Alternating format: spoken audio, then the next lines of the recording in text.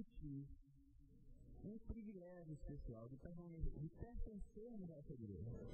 Porque a igreja de Deus, ela não é apenas esse punhado de pessoas que estão aqui hoje no Sincerto, nem apenas aqueles que estão reunidos nas igrejas aqui de Rio de Moura ou no estado de Rondônia, mas a igreja de Deus vivo, ela se encontra em toda a terra, em todo o mundo e em todo o universo. Porque todos aqueles que adoram ao Deus vivo pertencem ao seu povo.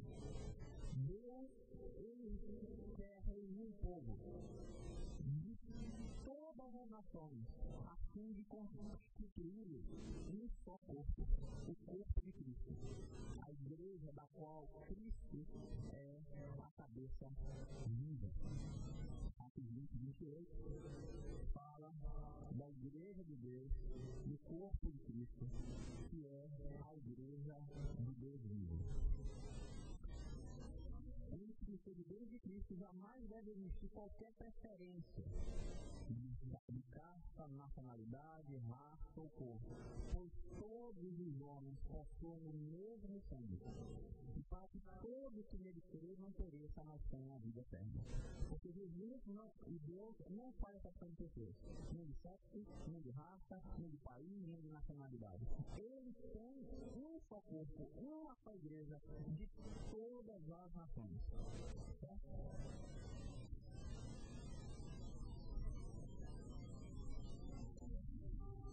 Existem 4 formas eclesiásticas de administrar uma igreja. Existe a forma episcopal, papal, independente e representativa. A forma de administração da igreja adventista é a forma representativa. Na igreja episcopal, quem lidera a igreja são os bispos. E existem 3 ordens: bispos, sacerdotes e diáconos.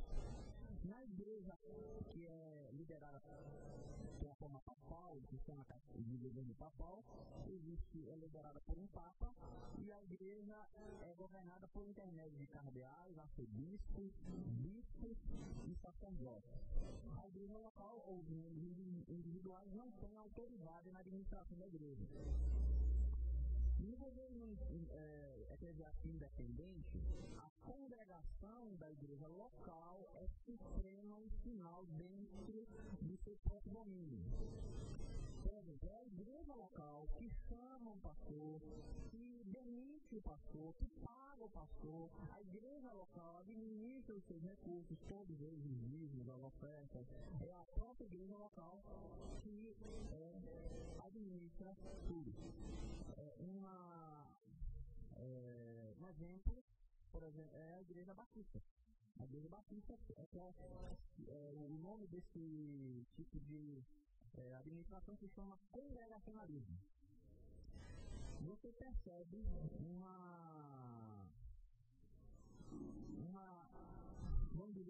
um dos problemas em relação a esse tipo de governo é a variação de doutrinas, de sistemas, de igreja para igreja. Se você vai na igreja batista aqui, você vai perceber liturgia, vai perceber doutrinas que, se você for outra vez na mesma cidade ou numa mesma região, você vai ver que são diferentes. Mesmo sendo ambos da mesma... estamos sob a mesma convenção, inclusive. Porque eles têm uma convenção, mas é a igreja local que administra tudo. O sistema representativo reconhece que a autoridade da igreja repousa sobre seus membros, com a responsabilidade delegada a entidades e oficiais representativos para a igreja. Eu quero dizer para vocês que a igreja adventista, em todos os seus níveis, trabalha da mesma forma, de forma representativa. Por exemplo, quando nós fazemos uma comissão de nomeação, se elege um grupo de pessoas que representa a igreja, vai analisar os casos, apontar então os oficiais e depois serão avaliados e votados pela igreja. É assim que funciona, não é verdade? Depois que se elege a comissão é aquela que analisa todas as questões da igreja e apresenta para que a igreja vote aquilo que uma comissão definiu ou decidiu. Mas quem toma a decisão final é a igreja. Da mesma forma, acontece nas instâncias superiores da igreja. A igreja adventista tem 4 níveis de organização, começando pela igreja local, depois o nível acima é a associação ou missão, depois nós temos a união, a nossa é a União Noroeste, e então acima da união está a associação geral. Talvez alguém mais entendido poderia perguntar, mas pastor, e a divisão? Onde é que está? Na verdade, a divisão é um escritório da Conferência Geral num território mais abrangente. A nossa divisão é a divisão sul-americana. É tanto isso que o pastor Aston Piller é vice-presidente da Conferência Geral. Por ser presidente da nossa divisão, ele é considerado um dos vice-presidentes da Associação Geral. Entendeu? Então, a igreja, ela trabalha com esses 4 níveis. Então, a igreja local ela é formada pelos membros batizados, a associação missão é formada pelas igrejas e grupos de uma região, a união é formada por um grupo de associações de missões e a associação geral é pelo conjunto de todas as uniões de igrejas. Aqui mesmo fala que as divisões são extensões da Associação Geral para atender um conjunto de uniões em uma determinada região do mundo. Por que eu estou apresentando isso? Qual é a autoridade máxima da igreja adventista? Em uma questão doutrinária, ou uma questão administrativa, ou em alguma outra questão específica da igreja, qual é a autoridade máxima? É o pastor Leon? É o pastor João Peixoto? É o pastor Jean, o presidente da União? Quem? O pastor Ted Wilson, presidente da Conferência Geral, da Associação Geral? Não. A igreja adventista só tem uma autoridade máxima abaixo de Deus, aqui na Terra. É a Associação Geral, que é a autoridade suprema. E como é que essa autoridade ela se verifica na prática? Veja aqui no livro Testemunho Celeste a orientação de Ellen sobre isso. Quando numa Assembleia Geral é exercida os líderes e os irmãos reunidos de todas as partes do campo, no caso do mundo aqui, independente dos níveis particulares, não devem obstinadamente ser mantidos, mas renunciados. Nunca deve um obreiro considerar virtude a persistente conservação de uma atitude de independência contrariamente à decisão do corpo geral. Então, somente quando a igreja está reunida na Assembleia Geral a cada 5 anos, como vai ser nesse próximo ano, 2015, vai ser reunido em julho, em Atlanta, então se constitui a autoridade máxima da igreja. É nesse caso, por exemplo, que algumas doutrinas podem ser revisadas, podem ser melhoradas, inclusive o livro supremo possivelmente terá algumas alterações.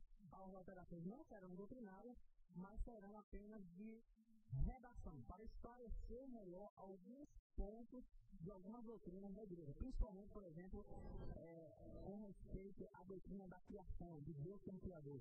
Então, como existem muitos questionamentos, muitos levantamentos, tanto de dentro como de fora da igreja, de pessoas com pensamentos divergentes, então a igreja precisa esclarecer com mais precisão aquilo que cremos. Então, terá algumas modificações nesse sentido, mas não de mudança. Né? Porque nós não... E por que isso acontece? Você sabe por quê? Porque nós não temos um credo. A igreja adventista não tem um credo fixo. Nós temos um conjunto de crenças e de doutrinas que podem ser melhorados, revisados de acordo com a palavra de Deus. Porque a nossa única regra de fé e prática qual é? É a palavra de Deus. É a Bíblia. Então, esse é o motivo. O livro que cremos não é a nossa Bíblia.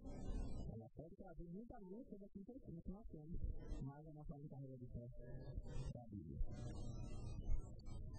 Passando a revista a nossa história, transformando todos os passos do nosso progresso até o estado atual, posso dizer: louvado seja Deus. Quando vejo que Deus tem executado, enche-me de admiração por Cristo e de confiança nele como dirigente. Nada temos a recear do futuro, a não ser que nos esqueçamos do caminho pelo qual Deus tem nos conduzido.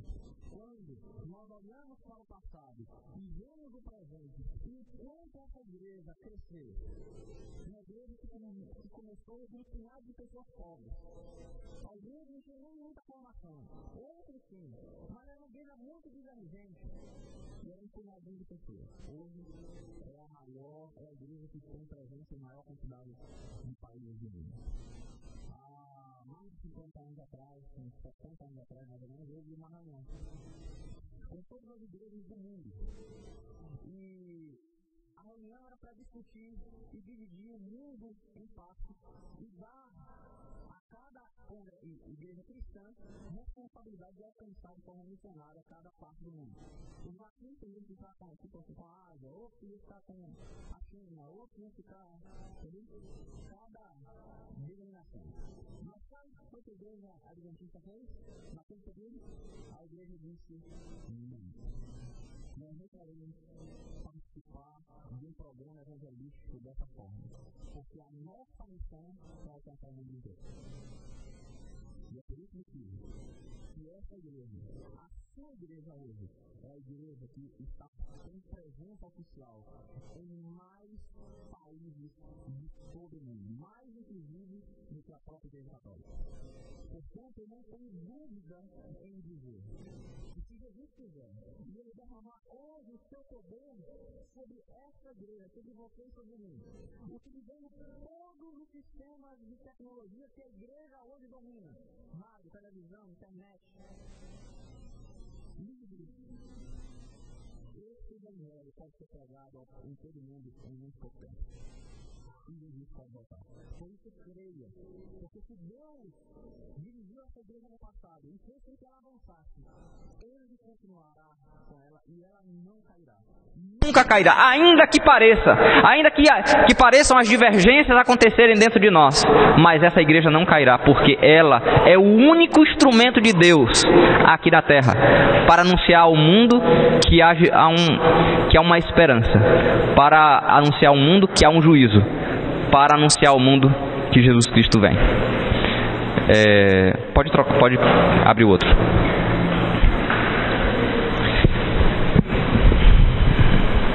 Olhar na palavra de Deus, como foi a origem do diaconato? Dando-se o número de discípulos, escolhei dentre vós 7 homens de boa reputação, cheios do Espírito e de sabedoria, aos quais encarregaremos deste serviço. E quanto a nós, nos consagraremos à oração e ao ministério da palavra. O parecer agradou a toda a comunidade, e elegeram Estevão, homem de fé e do Espírito Santo, Filipe, Prócoro, Nicanor, Timão, Parmenas e Nicolau, prosélito de Antioquia. Apresentaram-nos perante os apóstolos, e estes, orando, lhes impuseram as mãos. Crescia a palavra de Deus, e em Jerusalém se multiplicava o número dos discípulos. Também muitíssimos sacerdotes obedeciam. Então, houve... Porque no culto, como também nos serviços que a igreja faz e realiza através dos membros. Porque dessa forma, como o pastor vai se dedicar tempo para orar, e para pregar, e para aconselhar? Então, dessa maneira, é que, por essa razão, é que os diáconos foram escolhidos, eles foram ordenados então. E os diáconos, vejam, eles fazem parte do ministério, porque você deve saber que as únicas funções que recebem ordenação na igreja adventista é a do ancianato e do diaconato, não é? Que recebem imposição de mãos. É a única função. São os diáconos e os anciões. Então, e nada mais. Então vocês são um grupo muito especial da igreja, que a igreja escolheu e confiou uma tarefa muito solene. Alguns pensam que a tarefa do diaconato é apenas o de recolher ofertas, ou das diaconisas de cobrir as ofertas, ou de servir na ceia. Mas as funções nós veremos durante o dia de hoje, que serão muito maiores do que essas, né?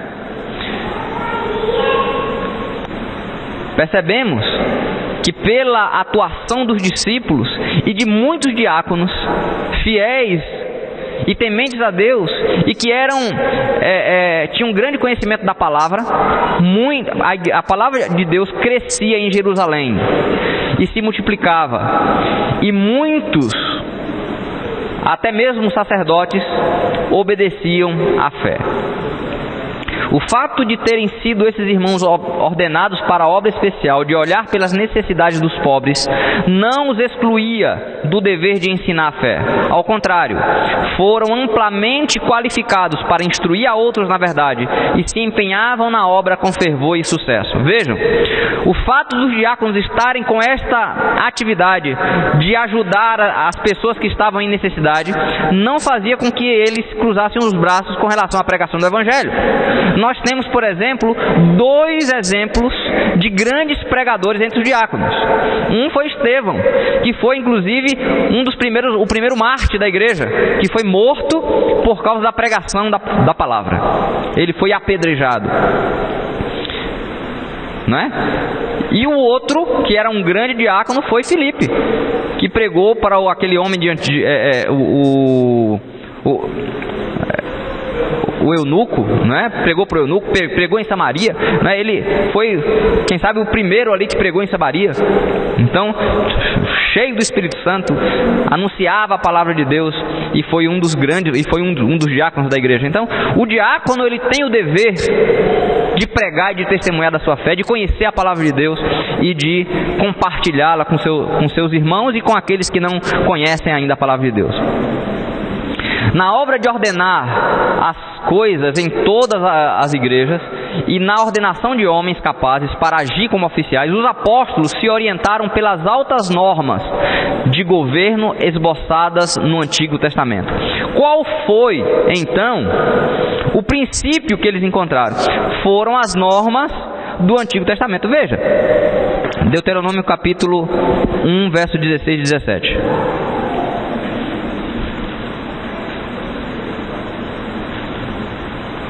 A Bíblia deles era o Antigo Testamento, e é por isso que eles usaram a palavra de Deus.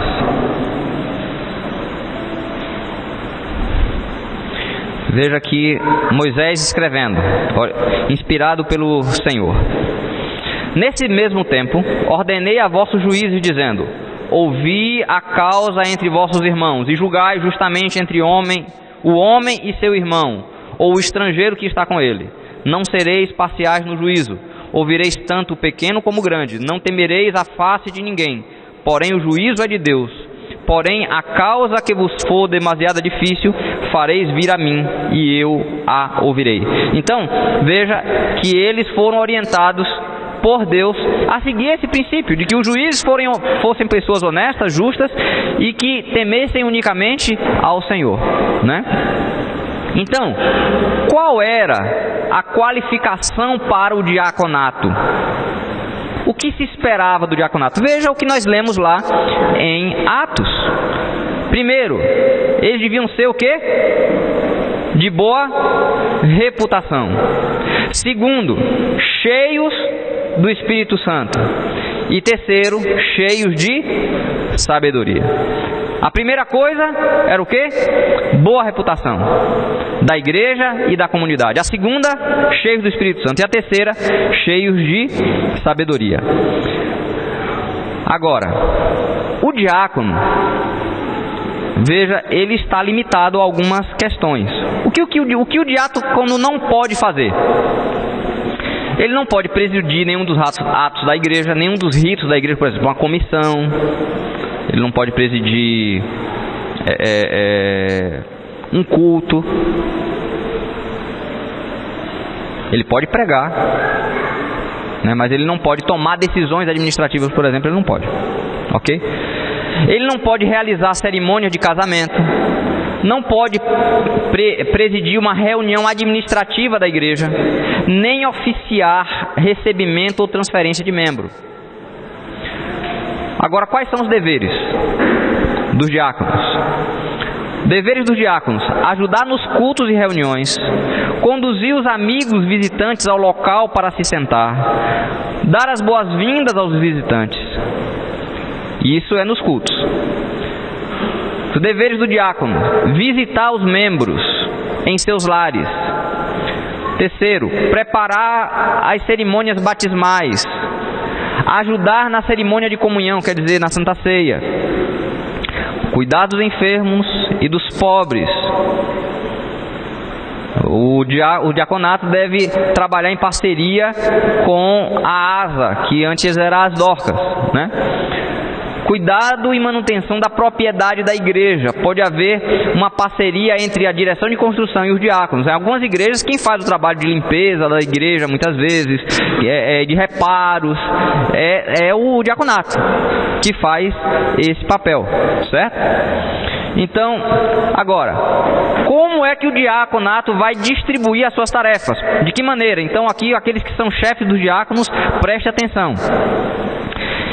Estabelece a comissão de diáconos e a comissão de diaconisas. Então, quem são? Quem fazem parte? O chefe dos diáconos e o seu grupo de pessoas que foram escolhidas pela comissão de nomeação. E as diaconisas da mesma maneira. Eles devem ter uma reunião trimestral. E nessa reunião, o formato da reunião é da seguinte forma: um devocional de 5, 10 minutos no máximo, um momento de oração, um relatório daquilo que tem acontecido e o planejamento das atividades para o próximo período. Esse planejamento inclui a escala nos cultos, na coleta dos dízimos, nas ofertas, da Santa Ceia, batismo, quem vai participar. Planejamento de visitação, relação das famílias a serem visitadas no trimestre. E aí então deve se distribuir entre os diáconos e diaconisas. E as visitações podem ser tanto em dupla como em individual, de maneira individual. Sobre a limpeza e os cuidados gerais das dependências da igreja, do templo, algum outro assunto que se julga importante, e se encerra com uma oração final. Existem algumas igrejas, por exemplo, que têm alguns ministérios interessantes relacionados com o diaconato. Por exemplo, um ministério de cuidado com pessoas que são enfermas e idosas, às vezes de buscar essas pessoas na igreja, de levar. Outro ministério importante que deve ser realizado pelos diáconos e anciãos é o cuidado com doentes, pessoas que estão doentes, por exemplo, e não podem vir à ceia.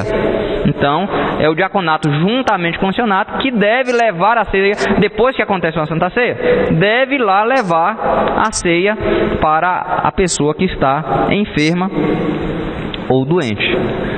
Ok?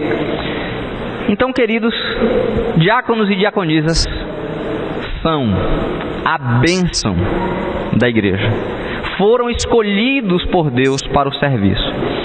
Nós vamos ter aqui algumas orientações. Eu vou trazer um testemunho muito interessante de um diácono que eu tive o privilégio de batizá-lo, e ele se tornou diácono em uma igreja minha no passado. E vou trazer o testemunho dele. Vocês vão ver assim na prática, né, um exemplo de um diácono que deve ser seguido. Então, que Deus possa abençoá-los, e peço a Ele que nos dê aqui boas orientações a respeito de como melhor poderemos servir ao Senhor. Amém? Vamos ficar de joelhos e vamos agradecer a Deus por termos sido escolhidos para esse ministério.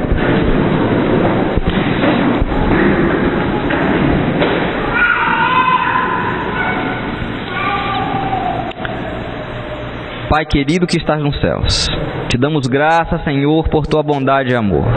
Te damos graças por teu cuidado para conosco. E queremos pedir, Senhor, que tu venhas derramar sobre nós tuas bênçãos. Tu nos escolhestes para um trabalho tão grandioso, que é o de servir em tua causa, Senhor. E aqui nos colocamos como servos teus, para que o Senhor nos guie, nos dirija, nos dê força e sabedoria, para realizarmos o melhor para ti, e para cuidarmos da tua igreja, do teu povo com carinho e amor.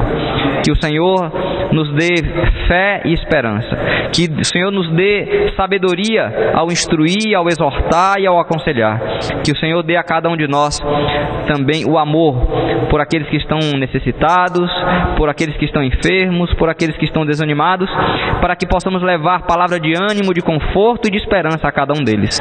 Em nome de Jesus te peço, amém, Senhor. Primeiramente, Deus seja louvado. O objetivo desse programa, queridos, é mostrar que a igreja ela não tem departamento A, B ou C ou D. A igreja não é classificada por hierarquia, porque nós somos escolhidos por Deus para fazer o trabalho de Deus. A igreja nossa, vocês sabem que ela é uma igreja democrática, tem os departamentos, mas nenhum departamento é mais importante do que o outro. Todos os departamentos da igreja é importante. O nosso papel é a salvação de pessoas e da nossa vida. Portanto, ser um diácono hoje é um privilégio, é uma responsabilidade tamanha, tremenda, a função do diaconato. É tão importante como a de um pastor, como de um ancião, como um diretor, enfim, é um servo, é uma pessoa que está pronta a servir. E uma coisa que nós temos que aprender: servir alguém é mais complicado. É por isso que nós precisamos dar um passo de fé. Precisamos entender qual é o nosso papel nessa missão. A missão de salvar pessoas. Vamos ter um vídeo daqui a pouco. Eu quero que vocês prestem muita atenção nesse vídeo. Esse vídeo está com roller. Esse vídeo revela o tamanho da nossa responsabilidade para com a salvação de pessoas. Vamos ter um louvor? Vamos ter um louvor agora. Na sequência do louvor, vamos ter esse vídeo. Então, relaxem, tá? Fiquem à vontade. Daqui a pouco, a gente vai ter um momentinho de vocês, talvez ir ao banheiro, tomar água, mas curta o programa. Eu sei que tem mães, tem pais. Se tiver os filhos, se tiver com alguma dificuldade, traga as crianças para cá. Não saia desse local. Não saia. Sabe como é que o Espírito Santo desceu no Pentecoste? Eles estavam onde? Reunidos. Fazendo o quê? Orando. Então o nosso papel hoje aqui é nos reunirmos e orar. Ore em pensamento, ore em atitude, para que nós sejamos capacitados. E quando sairmos daqui, vamos ter a certeza da plenitude do Espírito Santo em nossa vida. Amém? Vamos ter então o louvor e na sequência vamos ter o vídeo. Todos. O louvor que eu irei cantar é um dos meus preferidos, e aqueles que puderem orar, cantar comigo, fiquem à vontade.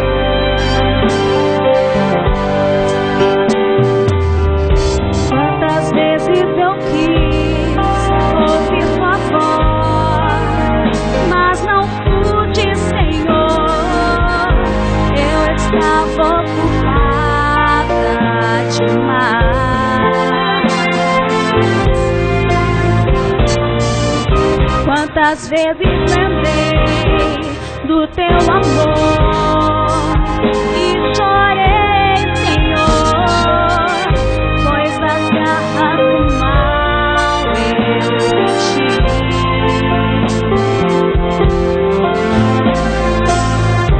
Quão distante eu estava de ti.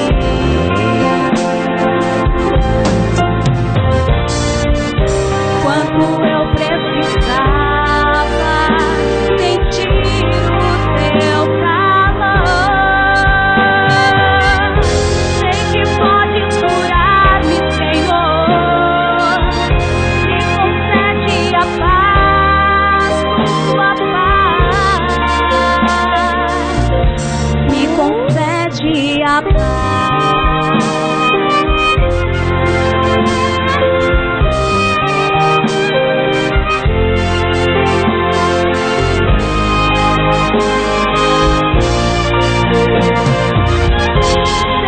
Pode curar-me, Senhor.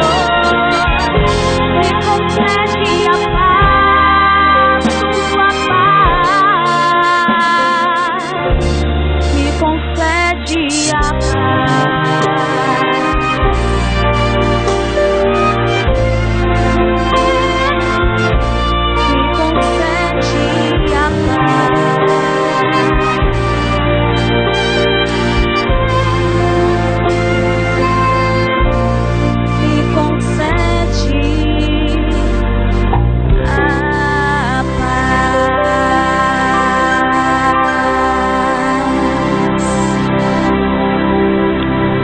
seja louvado, amém?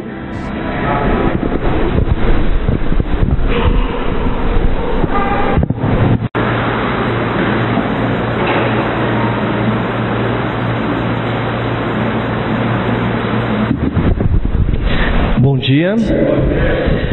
Muitas vezes nós deparamos com algumas situações no nosso dia a dia que às vezes nós acabamos falando algo do nosso próximo, do nosso companheiro, até mesmo sem saber o que realmente está acontecendo com ele.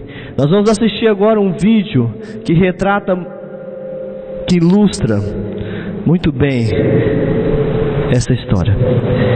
Se você algum dia julgou alguma pessoa sem saber o que aconteceu com ela, pense bem da próxima vez que nós tomarmos alguma decisão ou pensarmos algo do nosso próximo.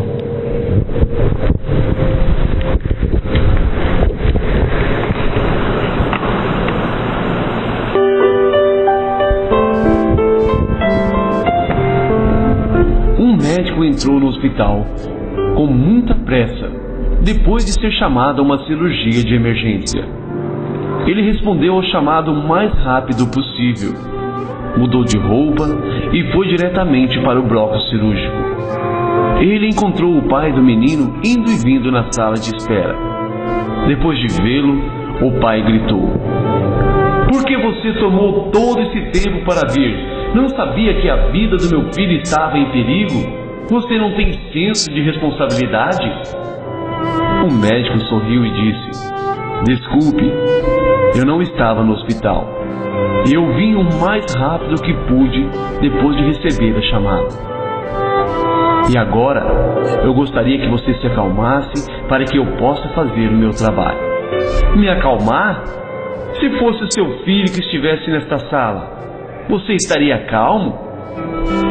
Se o seu filho fosse agora que estivesse morrendo," disse o pai irritado. O médico sorriu novamente e respondeu: "Eu vou dizer o que disse Jó na Bíblia: do pó viemos e ao pó voltaremos. Bendito seja o nome de Deus. Os médicos não podem prolongar a vida. Vou interceder por seu filho.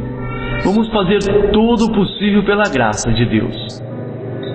E o pai, furioso, falou novamente: "Dar conselho quando não estamos em situação? Essa situação é só eu que estou passando, e não você, doutor." O médico foi saindo e foi para o centro cirúrgico. A cirurgia levou algumas horas. depois que o médico saiu feliz, e disse: graças a Deus, o seu filho está salvo. E sem esperar uma resposta do pai, com muita pressa, olha para o relógio e foge. Ao mesmo tempo que ele vai, ele diz: se você tiver alguma dúvida, pergunte à enfermeira. E o pai olha para a enfermeira e diz: por que ele é tão arrogante? Não podia esperar mais alguns minutos para pedir mais informação sobre o estado do meu filho? E a enfermeira, cheia de lágrimas pelo rosto, diz ao pai: o filho do doutor morreu ontem em um acidente de estrada. O médico estava no cemitério quando você chamou para realizar a cirurgia do seu filho. E agora que ele salvou a vida do seu filho, ele correu para terminar o sepultamento do filho dele. Nunca julgue ninguém, porque você nunca sabe nada sobre a vida das pessoas e o que está acontecendo naquele momento na vida dela. Você que está ouvindo esta mensagem, compartilhe para que outras pessoas possam ouvir e refletir sobre isso. Graças de Deus, nós temos uma tarefa muito importante, que é de nós conduzirmos a nossa igreja. E às vezes nós deparamos com essa situação. A tarefa do diácono, da diaconisa. Um médico entrou no hospital. Às vezes nós temos lá com muita pressa, depois de ser chamado a uma cirurgia de seguida, e às vezes o nosso companheiro não compareceu no dia. Em vez de nós irmos lá cobrir ele, às vezes nós fazemos alguns comentários. Por que ela não veio? Que responsabilidade ela tem? E nós não buscamos entender ou saber o que realmente aconteceu com ela. Então, para nós pensarmos, antes de nós criticarmos, antes de nós falarmos, vamos primeiro saber o que realmente está acontecendo. Porque às vezes nós podemos deparar com essa situação.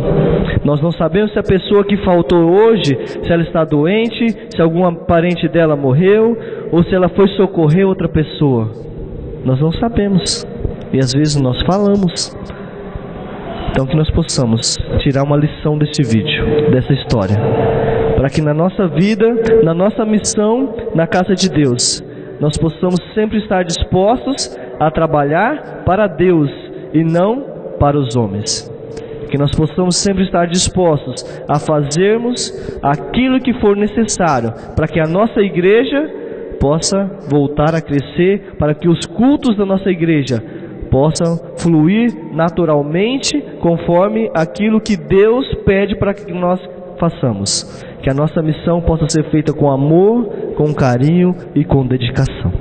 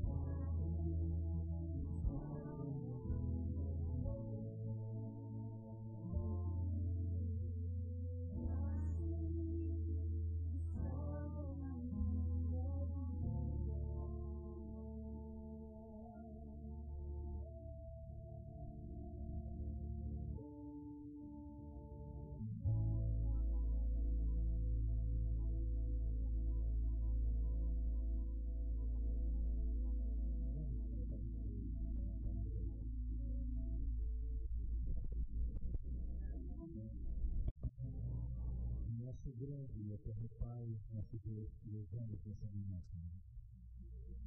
Pelo privilégio que concedes a cada um de nós, de estarmos de joelhos na tua presença, Senhor, e podermos louvar-nos de teu santo nome, e podermos, Senhor, nos reunirmos aqui para sermos impressionados pelo Espírito Santo,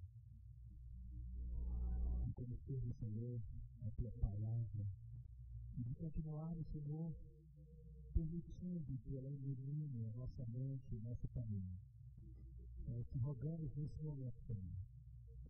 Que teus anjos desçam da tua presença com brasas vivas do teu altar, Senhor, para ungir os nossos lábios, a nossa mente e o nosso coração, e para permitir-nos mais uma vez nascer em nós, Senhor. Por isso te pedimos a bênção e a continuidade da bênção da tua presença nesse lugar. A tua bênção sobre cada um dos teus filhos nessa manhã. Por favor, Senhor, Espírito Santo, que seja derramado sobre nós, sem dúvidas, que possamos transbordar, Senhor, e derramar o Espírito Santo em nós. Nós convidamos a estar conosco nessa manhã. Nós suplicamos em nome de Jesus Cristo. Amém, Senhor. Amém.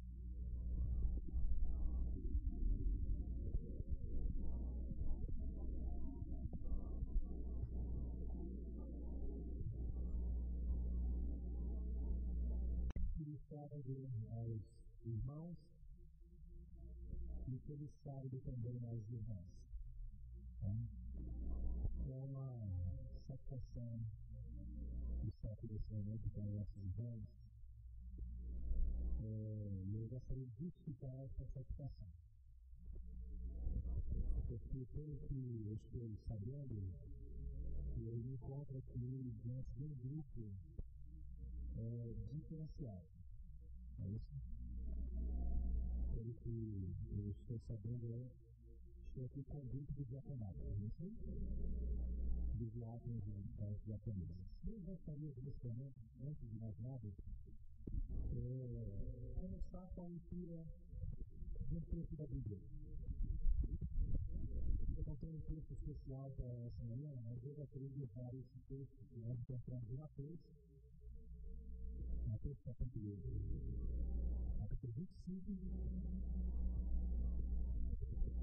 capítulo 25, verso 21.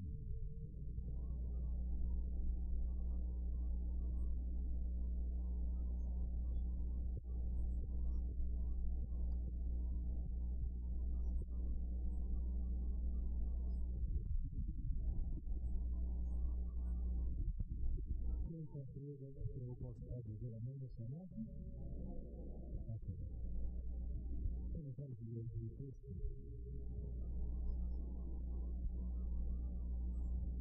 O verso 21 diz o seguinte: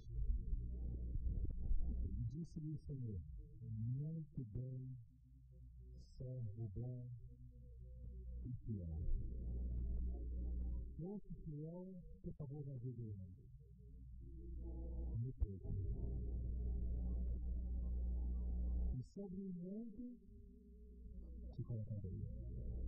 Mas, rapaz, entra no gozo do teu Senhor. Muito bem. Eu espero que nessa manhã, a mesma palavra minha permita que você entre no gozo de dormir nesse momento.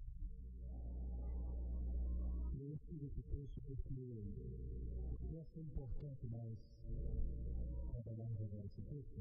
Não fazemos uma análise assim, teológica, não. Nós fazemos assim fazer uso desse texto para a gente introduzir nesse momento do que nós nos precisamos aqui fazer. Bem-estar sendo bom e fiel. Nós acreditamos que o ministério do diaconato é um ministério de serviço. É isso mesmo? Ministério de serviço. É o ministério de servo. E a Bíblia nos apresenta uns privilégios. Nós vamos falar dessa manhã, ou pelo menos em nenhum momento vamos falar sobre os privilégios, nem sobre os deveres. Mas de alguma forma eu quero falar sobre os privilégios. Eu tenho trabalhado muito com os diáconos da minha igreja. E há uns 20 dias atrás nós tivemos também um livro com o nosso diácono lá da igreja. Eu retiro com ele sexta e sábado. E eu confesso que nós foi um momento aqui maravilhoso. Eu vi assim o poder de Deus ali conosco. E eu vi o brilho nos olhos dos diáconos da cabeça. E estou percebendo aqui que essa manhã também eu vi o brilho nos olhos de cada um, de cada mulher que encontra aqui. Eu não sei se eu retorno, mas o negócio aqui muito estudando no meu vídeo, assim, impactante, né? Muito impactante no meu vídeo, impactante no meu vídeo, não sei se diz mais também. Mas esse elétrico, eu não entendo muito bem, mas se não tiver me ajudar assim, né? Muito bem, né? Eu queria aqui levantar uma questão aqui. O que é o pouco e o que é o muito? Você pode dizer, com uma análise assim teológica desse texto, mas o que é o pouco e o que é o muito? Algumas vezes, quando nós levamos de mãozinho um ancião, de diáconos, de diaconisa para ser um líder da igreja, ele é eleito na igreja, e ele passa um período na igreja, e o diretor do diácono, o primeiro diácono, a gente chama de chefe, né? Não sei se vocês chamam de chefe. Mas essa é uma palavra que não sai do nosso dialeto, chefe, mas vamos dizer primeiro diácono, primeiro diaconisa, me referindo ao líder. Quando o nome dessa pessoa é trazido para aparecer na igreja, para ser ordenado, geralmente alguém diz, mas pastor, ele precisa ser experimentado. E eu trago o funcionamento aqui. O experimentado deve ser feito na função ou antes da função? É um questionamento que eu queria que vocês fizessem agora.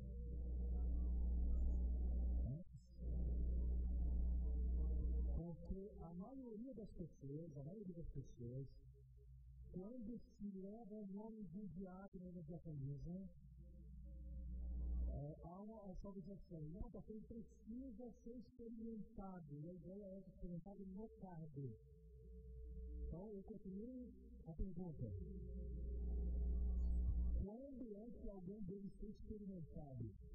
Antes de ser eleito ou após ser eleito? Porque ninguém sabe como ele vai desempenhar a função.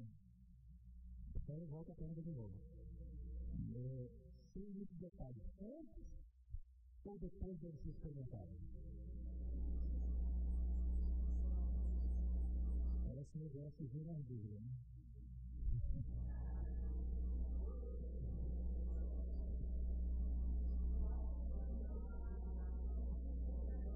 Alguns acham que deve ser durante o trabalho, alguns outros acham que deve ser antes. Eu acho interessante esse texto aqui. Irmãos, eu consigo tempo, eu preciso só descer, tá? Mas algumas pessoas acham sem importância o trabalho do diácono e da diaconisa. Infelizmente, algumas pessoas acham assim. Algum tempo atrás eu achava que o departamento mais desprezado na igreja era o departamento do Ministério da Criança. E eu argumentava isso na igreja, dizia assim, quando se constrói uma igreja, se preocupa muito no conforto dos adultos, mas pouco no conforto das crianças. Geralmente, todas as igrejas que surgiram, o departamento das crianças foi o último a ser feito. É verdade, não é? Os mais experientes devem saber disso. O departamento das crianças foi o último, é o último a ser trabalhado. A pouco mais da igreja. Mas eu cheguei à conclusão que o departamento do diaconato é o mais desafiador da igreja. É o que menos se faz um investimento. É o ministério do diaconato. Por isso eu quero dizer o seguinte, para a liderança da igreja, amigas ali com a minha esposa, desculpa, eu queria conversar com a minha esposa ali, a Marcele, geralmente se vem para esse lugar, não apresenta a esposa, né? Eu queria perguntar a minha esposa que está comigo, acompanhando ali, né? Ela se colocou em pé, eu sei que vocês estão ali, mas ela está ali. Agradeço a apoio da minha esposa. E eu queria muito reunir agora, os líderes da igreja, os anciãos que estão aqui, quero parabenizar vocês por esse investimento no diaconato. Um diácono procurou alguns dias atrás e disse: pastor, eu tenho 20 anos de igreja, já andei por vários lugares, e não vejo treinamento para os diáconos diaconistas. A associação traz, os pastores trazem treinamento para todos os departamentos, mas eu não vejo investimento dos diáconos. Não sei se essa é a realidade. Eu quero usar esse momento aqui para parabenizar a liderança e parabenizar você que veio participar, porque até os diáconos diaconistas não têm valorizado esse momento. Então, o que é o ponto inicialmente que Pedro nos apresentando? Aplicando para a pergunta que foi feita, o ponto seria, antes de ele entrar e ser apresentado na comissão da igreja, o momento seria depois da sua ordenação, e que é o ponto inicialmente?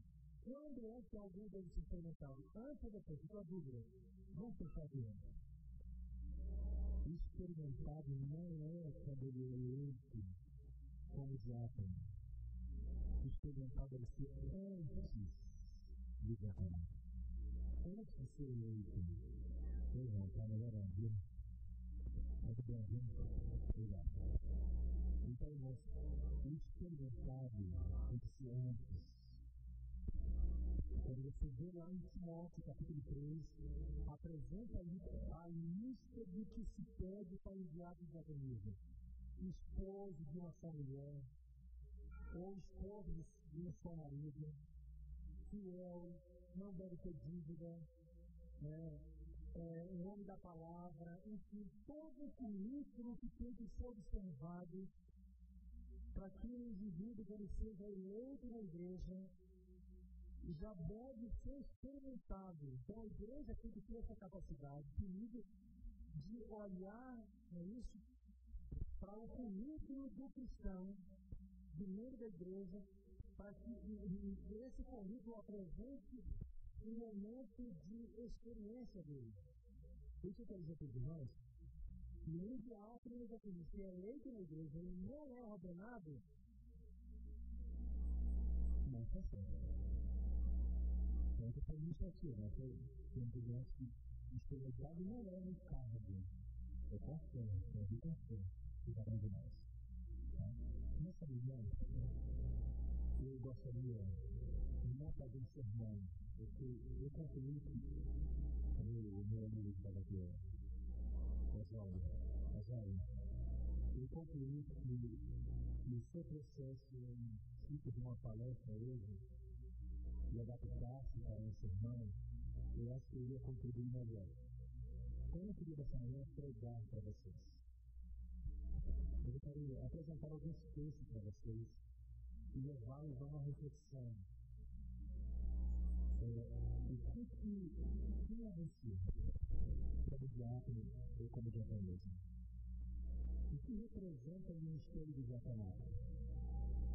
Eu queria fazer uma espécie de palestra, de adaptar esse apelo e transformá-lo em uma motivação espiritual para você. Tudo bem? E para trazer essa motivação, existe, para mim, a melhor forma é falar sobre uma das maiores cerimônias que a igreja tem. Eu queria evocar aqui uma palavra de um ancião. Há muitos anos atrás, um ancião, que era um empresário, ele me disse o seguinte: pastor, se na igreja não tiver um diácono e uma diaconisa, fecha a igreja, pastor. Mande todo mundo para casa. E ele fez a ressalto, porque uma igreja não funciona sem um diácono e uma diaconisa. Eu queria começar com essa frase de um ancião meu, um ancião que eu tive, chamado Jorge Vasconcelos. Ele era um grande empresário na cidade de Manaus e ele cunhou essa frase: se o senhor chegar numa igreja, pastor, não tiver nem um diácono e nem uma diaconisa, fecha a igreja, mande os irmãos para casa. E ele fechou dizendo assim: uma igreja não funciona sem um diácono e uma diaconisa. Irmãos, eu digo isso com empolgação, porque isso é uma verdade. A igreja não funciona sem o ministério do diaconato. E quando eu olho para a história da igreja cristã, antes de se eleger um ancião para a igreja, se elegeu um diácono. Antes de se ordenar um ancião na igreja, antes disso se ordenou um diácono e a diaconisa, e uma diaconisa para servir a igreja, para que a igreja pudesse crescer, para que a igreja pudesse andar e ter a sua história, isso conforme o que Jesus havia orientado. Por isso eu quero nessa manhã falar sobre uma das maiores cerimônias que essa igreja tem. É nessa cerimônia que eu encontro o significado do que é ser um diácono, uma diaconisa, que é a cerimônia do lava-pés, a cerimônia da Santa Ceia. Eu queria falar sobre esta cerimônia, porque nela nós encontramos o significado do que é o trabalho do diácono e da diaconisa. Tá? Então eu queria aqui mostrar para vocês rapidamente sobre essa cerimônia que nós chamamos de cerimônia da comunhão. Não é assim? O que é a cerimônia da comunhão? Nós vemos aí os dois rituais, dos maiores rituais que essa igreja tem, que é o ritual do lava-pés e o ritual da ceia do Senhor. Para mim, irmãos, não existe uma cerimônia da igreja com maior significado para a nossa salvação e para o serviço da igreja e para o ministério diaconato do que essa cerimônia, a cerimônia da comunhão. Essa cerimônia da comunhão está dividida nessas duas partes: no rito do lava-pés e na Santa Ceia, que nós conhecemos muito bem e participamos. A igreja orienta que pelo menos devemos ter 4 cerimônias dessa durante o ano, em igrejas organizadas e 2 em grupos. E poderíamos ver pelo menos 7 grandes importâncias dessa cerimônia. Por que participar dessa cerimônia da comunhão? Temos a primeira, que é para sermos obedientes ao Senhor. Existe a fundamentação bíblica. A segunda, que é trazermos a memória do Senhor, da morte do Senhor, para confessar que somente pelo seu sangue nós temos o perdão de Jesus. Quarto, para ter comunhão com Cristo e com os crentes. Quinto, para oferecer gratidão e adoração a Deus. Em seguida, para anunciar a volta do Senhor Jesus Cristo. E sétimo, que é para participarmos da vida eterna. São esses 4 pontos, 7 pontos melhor, que mostra por que devemos participar da Santa Ceia. Esses 7 princípios, estão aqui eles: obediência ao Senhor, trazemos à memória a morte de Jesus, para confessar que só pelo sangue de Jesus somos salvos, para termos comunhão com Cristo e com os crentes também, para termos uma reação de gratidão e adoração, para anunciar a volta de Jesus Cristo como adventista do 7º dia e para participarmos da vida eterna. Isso quer dizer, tudo isso com fundamentação bíblica, tudo com fundamentado na Bíblia. Então esses 7 princípios aí, por que a comunhão da cerimônia da Santa Ceia ou da comunhão? Então, alguns pensamentos sobre esse ritual na igreja. Alguns pensamentos. Antes de nós mostrarmos, eu queria aqui perguntar para os irmãos: quantos irmãos aqui nunca foram um diácono e uma diaconisa que estão aqui? Poderia haver a mão? Nunca foram. Temos poucos, né? Poucos. Nunca foram. Quantos irmãos aqui já têm mais de 2 anos como diácono e diaconisa? Mais de 2 anos. Bastante.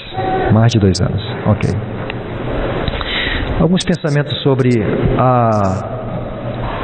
por que o lava-pés na igreja. No livro de João, capítulo 13, diz assim: apresenta o exemplo de Jesus. Porque devemos lavar os pés uns dos outros? Porque Jesus nos deu o exemplo. Jesus nos deu o exemplo. Esse é o motivo. Aí está o texto que apresenta isso aí.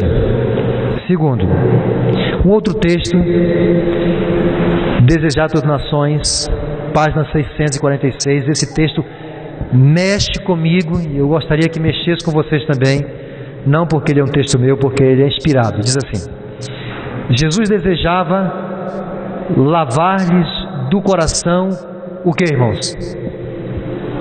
O que? A discórdia, o ciúme e o orgulho. 3 coisas Jesus desejava arrancar do coração dos discípulos com o ritual do lava-pés. 3 coisas. Isso aqui é significativo, irmãos. O orgulho e o interesse egoísta criaram o que no coração dos discípulos? Dissensão e o que mais? Ódio. O que criou o ódio e dissensão no coração dos discípulos? O orgulho e o que mais? O interesse egoísta. Então, 2 coisas que existiam no coração dos discípulos: orgulho e interesse egoísta. E isso criou a dissensão e ódio no coração dos discípulos. Jesus via isso claramente. Por isso Jesus instituiu o lava-pés com a intenção de limpar isso do coração dos discípulos. Olha a intenção de Jesus aqui. Olha a intenção de Cristo. O texto continua dizendo: mas tudo isso lavou Cristo ao lavar-lhes o quê? Então esse ritual não é um ritual simples e comum na igreja. Existe toda uma importância teológica dentro desse ritual, todo um escopo dentro desse ritual. Existe uma intenção do céu ao colocar o ritual do lava-pés na igreja. Não é sobre isso que eu quero falar, mas estou falando a importância disso, porque eu tenho um propósito, eu quero chegar. O que você tem a ver com isso? O que você tem a ver com ser um diácono, uma diaconisa? Por isso eu preciso da importância do que é o ritual do lava-pés. Olhando para eles, Jesus podia dizer: vós estáis o quê? Limpo. Quando foi que Jesus disse para o discípulo: vós estáis limpo? Quando? Quando, irmãos? Quando eles participaram do lava-pés. Porque o lava-pés tem uma intenção de lavar o coração. No momento do lava-pés, a intenção de Jesus é remover do coração dos cristãos, dos crentes, o orgulho, o que mais? Os ciúmes e a discórdia. A intenção de Deus para a sua igreja é remover do coração esses tipos de sentimentos que existem no coração do cristão. Valeria a pena perguntar para você agora: na sua igreja existe corações cheios de orgulho? Não existe. Deus seja louvado. Na sua igreja existe pessoas que corações com discórdias, com ciúmes? Existe? Não existe. Eu estou feliz hoje aqui com vocês, porque a igreja de vocês não tem esse tipo de problema. Na tua igreja existe? Então eu sou igual a você. Eu me identifiquei com você. Existe sim, irmãos. A igreja do Senhor está cheia de pessoas com orgulho, ciúme, discórdia. O texto diz assim que é o orgulho e é o interesse egoísta que leva a igreja a ter dissensão e ódio. Então, são coisas sérias, irmãos. Não são coisas assim simples, são coisas sérias. Só que o Senhor Jesus Cristo tem uma intenção. Ele tem um desejo. Qual é o desejo do céu? Qual é o desejo de Jesus, de Deus, para com a sua igreja? Qual é o desejo? Limpar, é lavar o coração dos crentes do ciúme, da discórdia, do orgulho. Essa é a intenção de Jesus. O Senhor Jesus deseja, quando Ele olha agora para a sua igreja em qualquer lugar, limpar o coração dos crentes. E quando é que isso é feito de forma mais intensa? no ritual do lava-pés. Foi ali que Jesus, depois de lavar os pés dos discípulos, e alguns deles não queriam, Pedro diz assim: nunca tu me lavarás os pés, nunca. Jesus teve que convencer Pedro: Pedro, se eu não te lavar os pés, tu não terás o quê? Parte comigo. Olha a importância disso. Olha a importância desse ritual.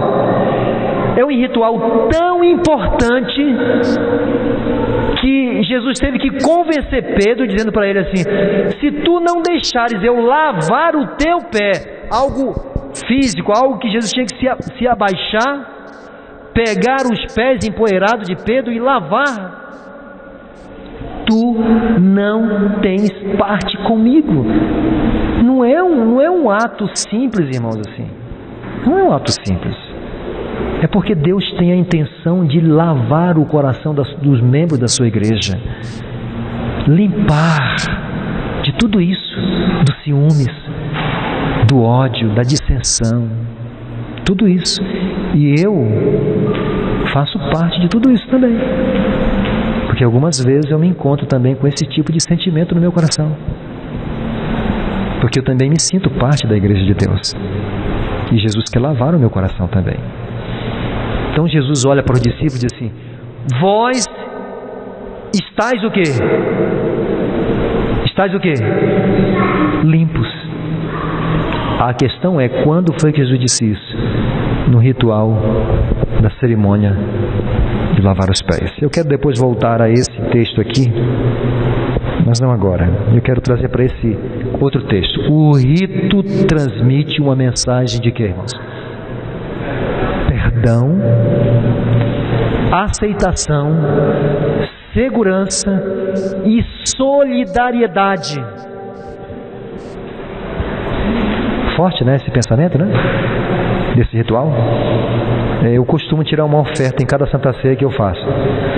Cada irmão vem à frente e traz a sua oferta. Essa oferta é destinada a uma família pobre, onde nós usamos a oferta só para comprar pão, o alimento, e destinamos à família. Todas as Santa Ceia que eu dirijo, a gente faz isso, porque tem o item solidariedade. Essa mensagem é expressa numa atmosfera de humildade. Está no manual da igreja, na página 126. Página 126, ok. Agora, por que a Santa Ceia, que completa a cerimônia da comunhão? Alguns pensamentos que eu trouxe aqui para os irmãos. Tá? 1 Coríntios, capítulo 11, verso 26, que diz assim: que essa cerimônia é uma oportunidade que nós temos para anunciar. O que diz o texto? Porque sempre que comeres deste pão e beberdes deste cálice, vocês o quê? Anunciam. Anunciam o quê? A morte do Senhor. Então veja que é um ponto que Jesus começou lá atrás, há 2000 anos atrás, através do ritual do lava-pés e da Santa Ceia, que irá durar até que o Senhor o quê? Venha. Existe uma importância grandiosa na Santa Ceia. Existe uma importância muito grande na ritual do lava-pés. Então, um outro pensamento que nós encontramos aqui é este aqui. Desejar a todas as nações, página 652, que diz assim: ao comer a Páscoa com seus discípulos, instituiu em seu lugar o serviço que havia de quê? Comemorar. Comemorar. A intenção da Santa Ceia é anunciar. Segundo é comemorar o grande sacrifício de Jesus. Então a Santa Ceia tem essa finalidade: anunciar e comemorar. É isso. Anunciar a morte de Jesus até que Ele venha. Isso é um recado aí? Não, né? Está na hora não, né? Anunciar até que Ele venha.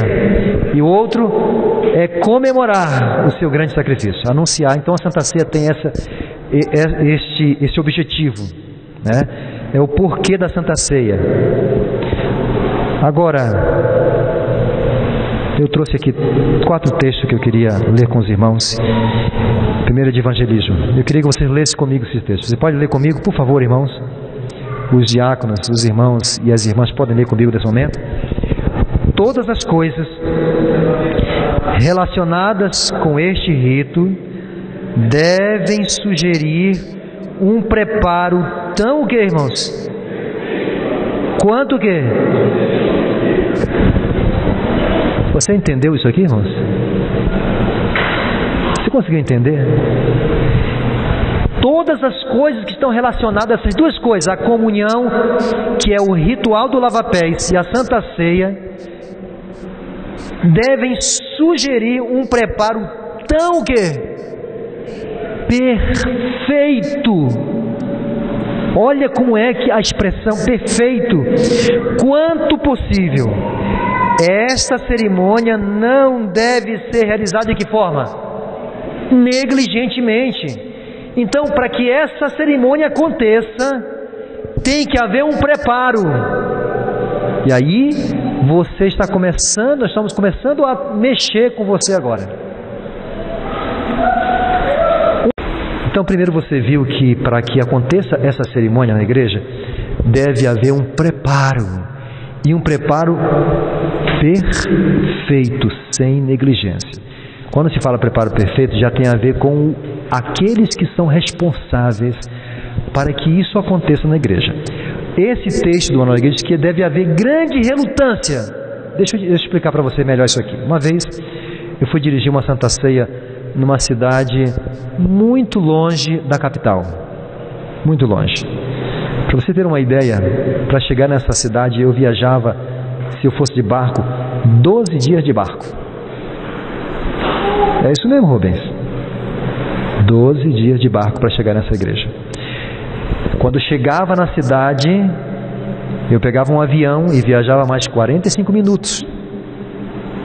Aqueles aviões teco-teco, né, que só tem um motor que se falhar, você se encontra com o chão rapidinho. 45 minutos, viajava da capital 12 horas de barco, mais 45 minutos. E nessa igreja eu ia nela de 4 em 4 meses, eu ia nessa igreja. E eu fui dirigir uma Santa Ceia com os irmãos, e eu liguei para os irmãos, preparem tudo. Você já dirigiu Santa Ceia? Já, pastor. Já fizeram alguma vez? Já, pastor. Tem diácono ordenado? Tem, pastor. Então preparem tudo que eu vou chegar aí, já vou dirigir Santa Ceia com vocês. Chegamos lá e estava tudo preparado, ali a mesa, tudo bonito. E aí eu fui ver, eles prepararam, não sei como eles prepararam o pão, mas o suco da uva era, não sei se vocês lembram ainda, na minha infância existia, era aquele pacotinho chamado kisuke. Lembram? Que era vermelhinho. Esse era o suco que os irmãos estavam usando. E eu, evidentemente, era meu primeiro ano de ministério, isso foi há 12 anos atrás. Eu tomei um susto com aquilo. E eu era assim muito zeloso, né, com a fé. E aquilo me impactou, irmão, foi tão forte para mim. E eu reuni os irmãos e conversei com os irmãos. Irmãos, isso não é possível. Então os irmãos estavam servindo a Santa Ceia com kisuke. Então, o Manual da Igreja diz que deve haver grande relutância para introduzir símbolos e meios o quê? Alternativos. E por que a igreja dá essa orientação? Porque tudo que se diz respeito à Santa Ceia, ao lava-pés, não é isso? Deve haver um preparo perfeito. O pão já sabemos que é sem fermento. O vinho tem que ser puro, suco de uva, porque tudo tem um significado. Nós não vamos entrar no significado dos símbolos aqui de manhã. Não é a minha intenção. Eu tenho um lugar onde eu devo chegar com vocês. Então, a igreja é tão assim equilibrada que ela chega a dizer assim, depois de dizer relutância, ao introduzirmos símbolos e meios alternativos, exceto em condições de o quê? De emergência. Eu acho interessante o equilíbrio da igreja, né? O equilíbrio da igreja. Que se perca, porque a igreja tem um receio que se perca o significado original da cerimônia. Ok, muito bem. Os irmãos estão entendendo a importância de tudo isso.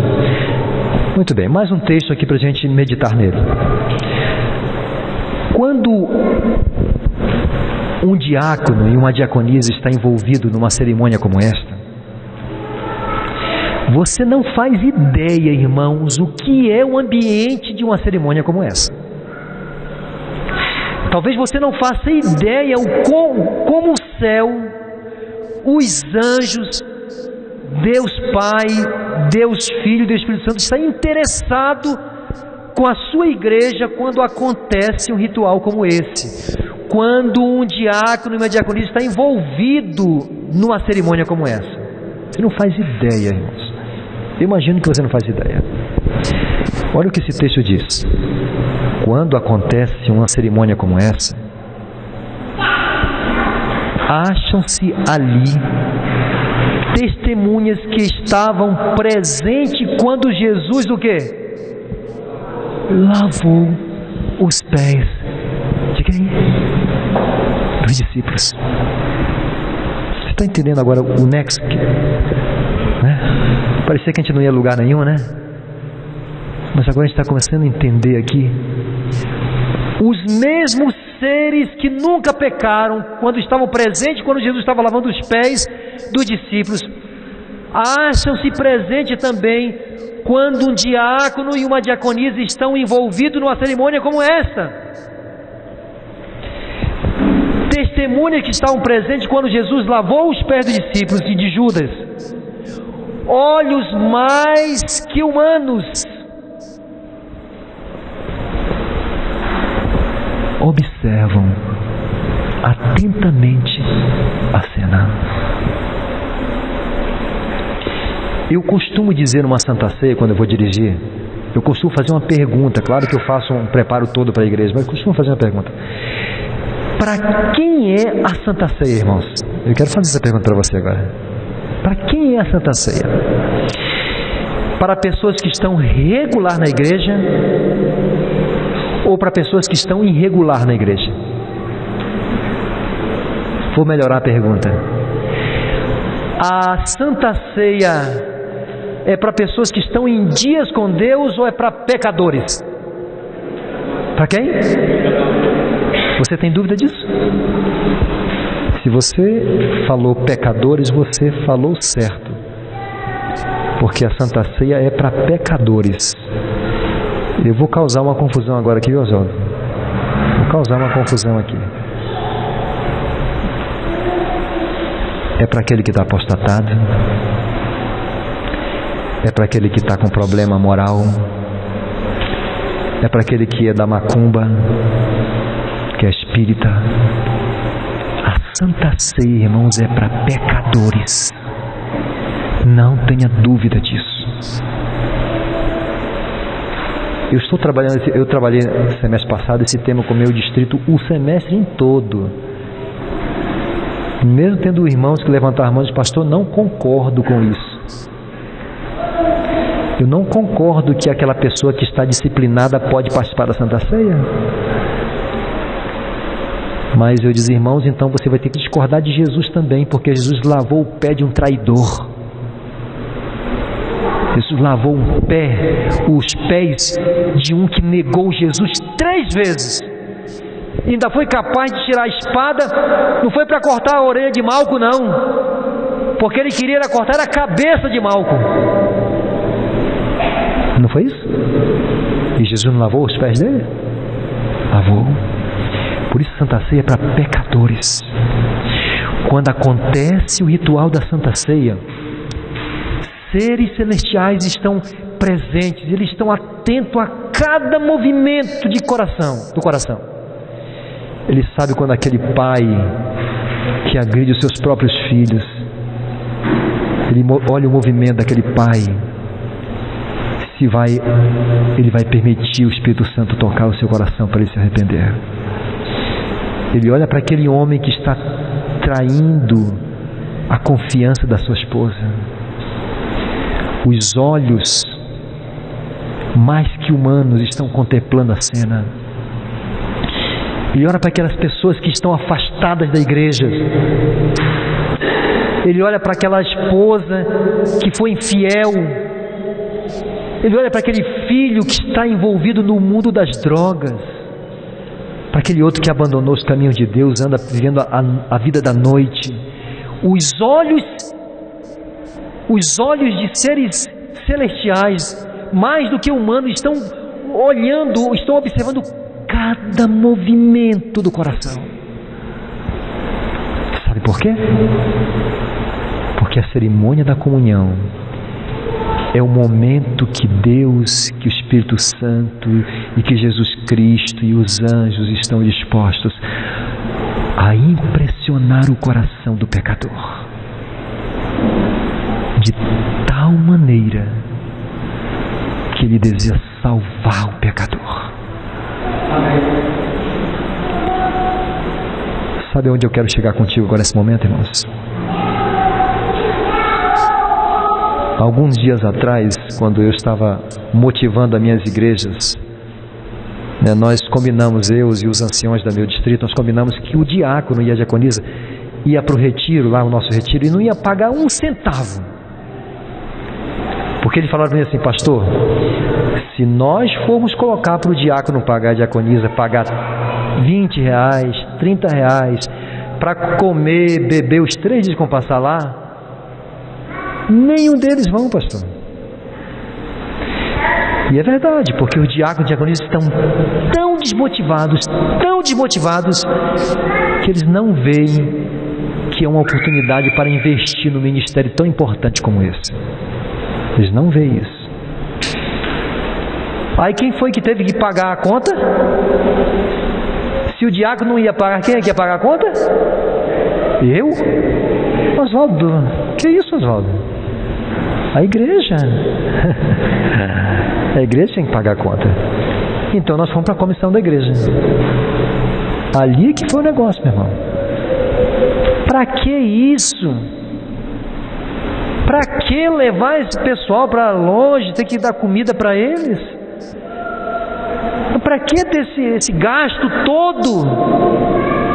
A igreja não entende, irmãos, o que é o ministério de um diácono, de uma diaconisa. A igreja não perdeu o valor do que é esse ministério. E foi difícil, irmãos, convencer as nossas 9 igrejas. Foi muito difícil. E alguns anciãos tiveram que meter a mão no bolso, não é isso? E puxar ali algumas notas para ajudar.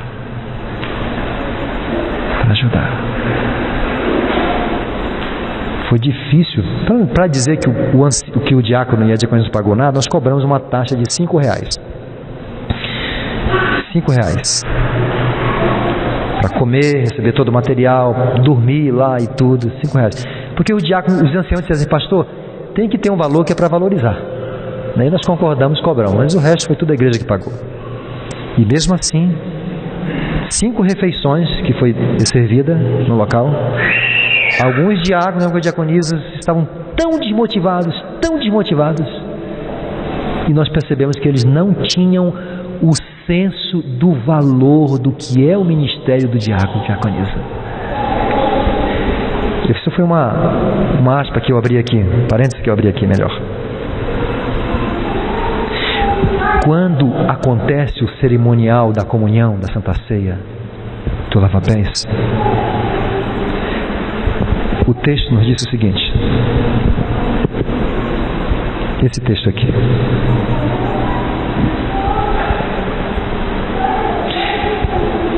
desejar por nações, página 655.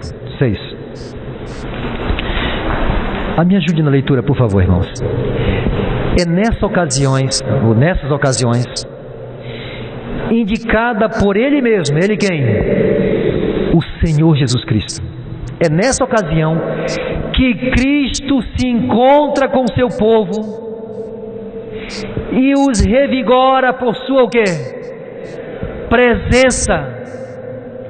Isso quer dizer que quando um diácono e uma diaconisa está envolvido no trabalho da Santa Ceia, do lava-pés, é nesse momento que Deus, o Criador dos céus e da terra, se encontra com o seu povo. Não é de qualquer maneira, não. É nesse momento que os seres celestiais, olhos mais do que humanos, observam cada movimento do seu povo. De cada coração ele percebe os movimentos. Porque é nesse momento que Deus se encontra com a sua igreja. É nesse momento que Deus quer lavar o orgulho, o ódio, os ciúmes do coração do seu povo. E com isso eu quero te dizer o seguinte, meu querido irmão e minha querida irmã, que quando Deus se encontra com o seu povo, Ele deseja ter a sua presença do diácono e da diaconisa. Sabe por quê, irmãos? Quando Jesus ia realizar um milagre, Ele não realizava um milagre sem ter ajuda humana. Você sabe disso? Não é isso? Nenhum milagre que Jesus fez, Ele o realizou sem a presença humana. Quer ver um exemplo? Quando Jesus foi fazer a multiplicação dos pães, o que foi que deu condições, se você me permita usar essa palavra, para Jesus realizar o milagre da multiplicação dos pães? Uma criança que tinha alguns peixes e alguns pães. A partir daí Jesus realizou o milagre. Não foi isso? Quando Jesus curou aquele paralítico que estava com sua carne já, seu corpo se deteriorando, e a expressão que o Espírito usa é apodrecendo. Quando aquele paralítico desceu do telhado que foi destruído, a presença de Jesus, e quando Jesus disse: teus pecados são perdoados, levanta-te e anda, para que todos saibam que eu tenho o poder de perdoar pecado também. Quem foi que possibilitou a cura daquele paralítico? 4 amigos que carregaram o paralítico. 4. Quando Jesus foi ressuscitar Lázaro, Jesus pediu: removam a pedra. Quando Deus se encontra com o seu povo para lavar o coração do seu povo, Ele precisa do diácono e da diaconisa para que Deus lave o coração da sua igreja. É aqui que eu gostaria de chegar, irmãos. Você acha que você é um membro simples na igreja? Irmãos. Irmão, quando alguém chega perto do outro irmão e diz: irmão, o que você faz na igreja? Eu não faço nada não, eu sou só um diácono. O que você é na igreja, irmão? O que você faz? Eu faço a pergunta quando eu vou visitar os irmãos, as irmãs: irmão, o que você faz na igreja? Pastor, eu sou só um diácono, uma diaconisa. Deus, quando se encontra com o seu povo, irmãos, Ele deseja limpar o coração dos seus filhos da discórdia, do orgulho, dos ciúmes. E para que Ele faça isso, quando Ele se encontra, Ele precisa de você. Ele precisa de um diácono. Ele precisa da diaconisa. Porque quando se refere ao assunto dos símbolos sagrados, a preparação tem que ser mais do que o quê? Perfeita. E Deus escolheu você, meu diácono, você, diaconisa, para preparar o ambiente onde Deus vai se encontrar com o seu povo, onde os olhos mais do que humanos observam cada movimento, onde Ele deseja olhar para o seu povo e dizer: vós estáis limpos. Não é simplesmente, irmão, ser um diácono, uma diaconisa. existe uma importância muito grande. Por isso, quando aquele ancião que me procurou disse: pastor, se uma igreja não tem um diácono, uma diaconisa, feche a igreja, mande o povo para casa, porque uma igreja não funciona sem um diácono e uma diaconisa. Todos os cerimoniais da igreja, irmãos, só acontecem porque existe o diaconato na igreja.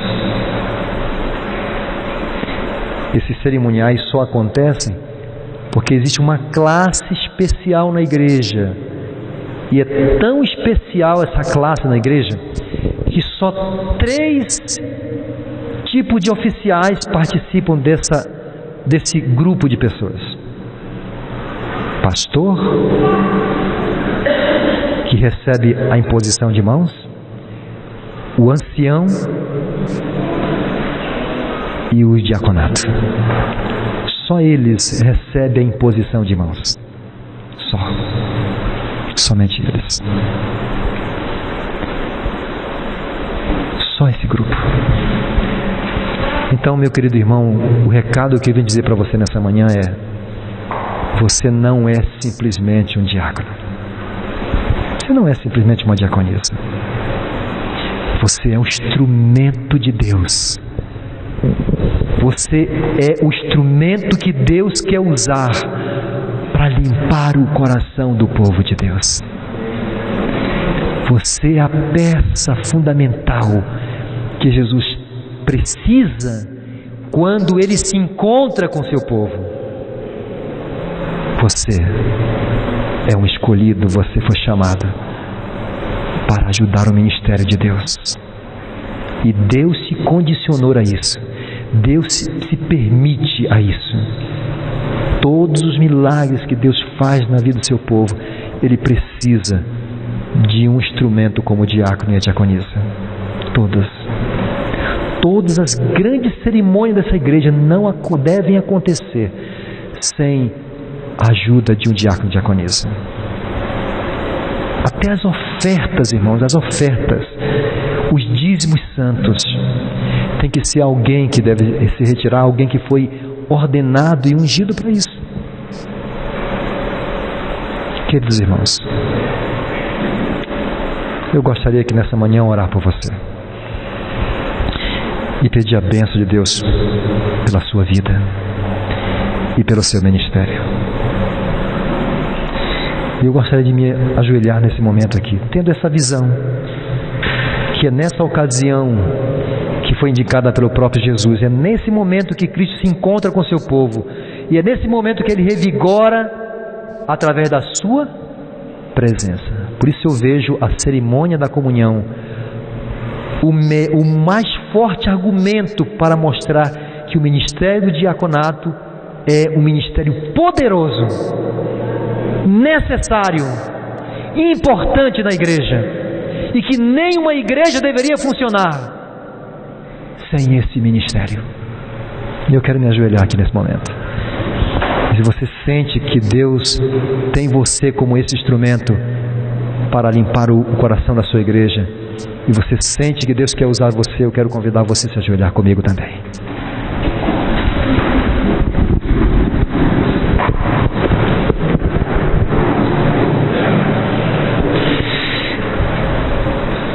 Eterno Pai, nosso Deus eterno, que visão maravilhosa, Senhor, a palavra inspirada nos dá sobre o que é o ministério de um diácono e de uma diaconisa. A importância, Senhor, que Tu concedes a estas mulheres e homens diante do plano da Tua salvação, diante da Tua igreja. Nós temos uma igreja, Senhor, que tem experimentado a discórdia, os ciúmes, a dissensão, a desunião, onde o orgulho tem se encontrado no coração de muitos. A necessidade, Senhor, e a disputa, as necessidades egoístas, tudo Tudo são sentimentos no coração que causam o ódio, Senhor, que causa intriga na igreja. E o inimigo, Senhor, tem trabalhado para que isso aconteça, porque ele sabe, Senhor, que o seu dia está se esgotando, está se aproximando, Senhor. E cada vez mais os ardis de Satanás têm se tornado mais intensos na tua igreja. Portanto, temos uma igreja, Senhor, que precisa ser salva, uma igreja que precisa ser resgatada, uma igreja que precisa, Senhor, ser purificada, consagrada. E nós sabemos, Senhor, que só Tu, ó Pai, pode limpar o coração, onde seres celestiais, mais do que humanos, se encontram presentes nesses lugares, onde Tu deseja restaurar e limpar com a Tua presença a vida, o coração de cada homem e de cada mulher. Mas nós entendemos, Senhor, nessa manhã, que para que isso se realize na vida da Tua igreja, para que esse encontro Teu com a Tua igreja seja eficaz, Tu precisas, Senhor, de homens e mulheres que fazem parte desse ministério do serviço que é o diaconato. Nessa manhã nós entendemos, Senhor, a importância de cada diácono e diaconisa na Tua igreja. Como Tu precisaste daquele menino para multiplicar os pães, como Tu precisaste daqueles amigos que que foram instrumento para erguer aquele paralítico na presença de Jesus, como Tu precisaste, Senhor, para operar o milagre da ressurreição na vida de Lázaro, Tu também precisas, Senhor, de cada diácono, de cada diaconisa, Senhor, para ser um instrumento de bênção nas Tuas mãos, para curar a Tua igreja, para lavar os seus corações de todo sentimento, Senhor, que causa divisão entre a igreja e entre Ti, Senhor. Por isso te pedimos, Senhor, a Tua bênção sobre cada homem, sobre cada mulher que aqui se encontra. Usa-nos, Senhor.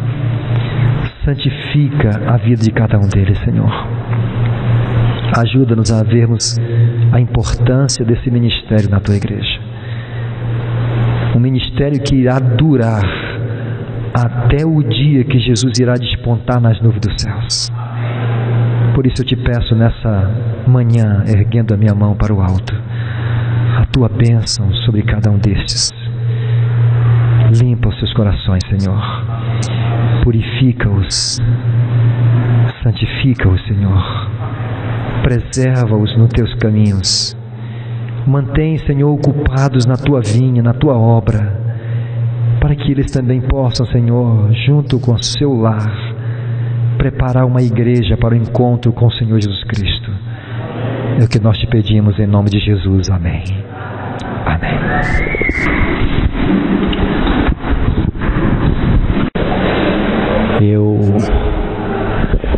Eu não tenho dúvida, irmãos, de que o Espírito Santo de Deus está aqui. Esse era um projeto que fazia tempo que a gente vinha tentando implantar esse projeto nessa igreja. Nós temos uma igreja forte, bonita, uma igreja com um conteúdo. Nós temos uma mensagem de salvação, mas nós não sabemos como usar isso. Nenhum de nós estamos preparados para isso. E eu tenho orado a Deus por essa igreja todos os dias da minha vida. Sou pecador, sou imperfeito, mas hoje eu entendo como Deus nos ama, como que Deus usou o pastor, como é que Deus deu sabedoria ao pastor para falar essas palavras para cada um de nós, a importância que Deus tem por cada um de nós. Deus não olha pessoas, Deus não olha cargos, Deus não olha a sua estatura, a sua conta bancária. Deus não olha isso, queridos. Deus olha a mim, a você, que somos pecadores, Deus quer nos salvar, irmãos. Tudo o que precisava para a nossa salvação, Deus já proveu. Está feito. Mas falta a minha parte. Por isso, irmãos, vocês foram capacitados do ministério sacerdotal. O nosso papel, incluindo pastores, presidente, diretores, diácono, é o mesmo. Um único papel: salvação de pessoas. A nossa salvação. Queridos, por isso, coloque isso no seu coração. Você é um canal de salvação, uma luz. Brilhe, faça algo. Não diga que você é uma diaconisa, um diácono, não. Eu sou um servo do Deus vivo. Ele perdoou meu pecado. Usa isso, queridos. Coloque isso no seu coração. Nós vamos estar encerrando o culto desta manhã. Daqui um pouco mais nós vamos ter um almoço. Ninguém saia, ninguém vá para casa hoje. Se você tem um compromisso, adie. Se você amamenta, traga seu filho para ser amamentado aqui. Se seu esposo ficou em casa com fome, deixe ele sem comida hoje. Ou sua esposa, não importa. Não importa. Mas não saia daqui sem a bênção de Deus. Essa palestra do pastor Paulo foi apenas a abertura do nosso programa. Temos muitas palestras motivacional que vai mexer com você. Eu tenho certeza que vai mexer com você. Então nós vamos agora, o Adão vai estar encerrando, concluindo o culto dessa manhã. Nós vamos ter um momento, daqui a pouco nós vamos almoçar e o programa continua ao longo desse dia. Vamos encerrar às 17 horas, em nome de Jesus. Vamos ter a certificação, vamos ter um brinde para cada um de vocês. Então, hoje o programa é nosso. É um programa nosso, ok? Obrigado.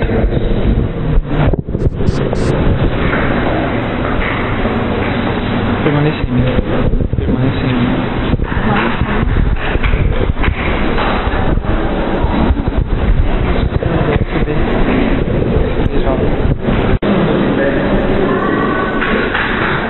Com grande entusiasmo nos colocaremos em pé para cantar o hino Permaneça em Mim.